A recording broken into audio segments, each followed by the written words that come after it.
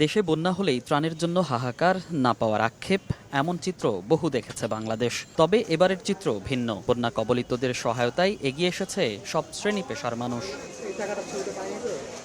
বৈষম্য বিরোধী ছাত্র আন্দোলনের গণত্রাণ কর্মসূচির ৮ম দিনেও নগদ অর্থসহ ত্রাণ সামগ্রী নিয়ে ঢাকা বিশ্ববিদ্যালয়ের টিএসসিতে ভিড় করছেন সাধারণ মানুষ। উদ্দেশ্য সবাই একসঙ্গে চলমান দুর্যোগ মোকাবেলার। আপনারা এখানে শরীক হন, পাশে দাঁড়ান, সহযোগিতা করেন। এই ছাত্রছাত্রীদের জন্য আমি যা শুনলাম, স্বর্ণাক্ষরে পৃথিবীতে লেখা থাকবে। ভবিষ্যতে ইনশাল্লাহ আমরা তাদের মাধ্যমে দেশকে আরো সুন্দরভাবে দেখতে চাই। সাতক্ষীরা থেকে কম দামে জিনিসপত্র আমরা ট্রাকে করে এখানে লোড করে নিয়ে আসি এবং তাদের হাতে সকালে আমরা হস্তান্তর করি। সবার জন্য কিছু কাপড় নিয়ে আসছি, প্রায় ২৪ কার্টুন কাপড়, ১৫০০ লোকের বিভিন্ন রকম শার্ট আছে।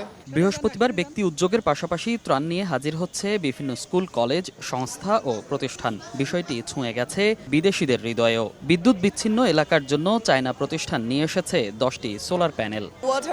Really high and many people are homeless, so we have responsibility to help Bangladeshi people. আমরা কিছু 10 সেট সোলার প্যানেল এবং 10 সেট সোলার লাইট নিয়ে আসছি আর কি এখানে দেওয়ার জন্য।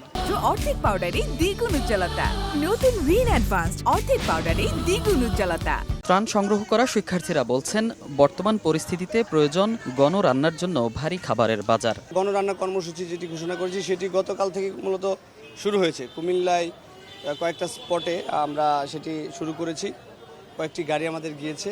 তো আমরা এখন যেটি করতে যাচ্ছি আসলে গণরান্না কর্মসূচিটি আসলে চালিয়ে নিতে চাচ্ছি। বন্যা পরিস্থিতি স্বাভাবিক হওয়া পর্যন্ত ত্রাণ সংগ্রহ চলবে বলে জানিয়েছেন শিক্ষার্থীরা।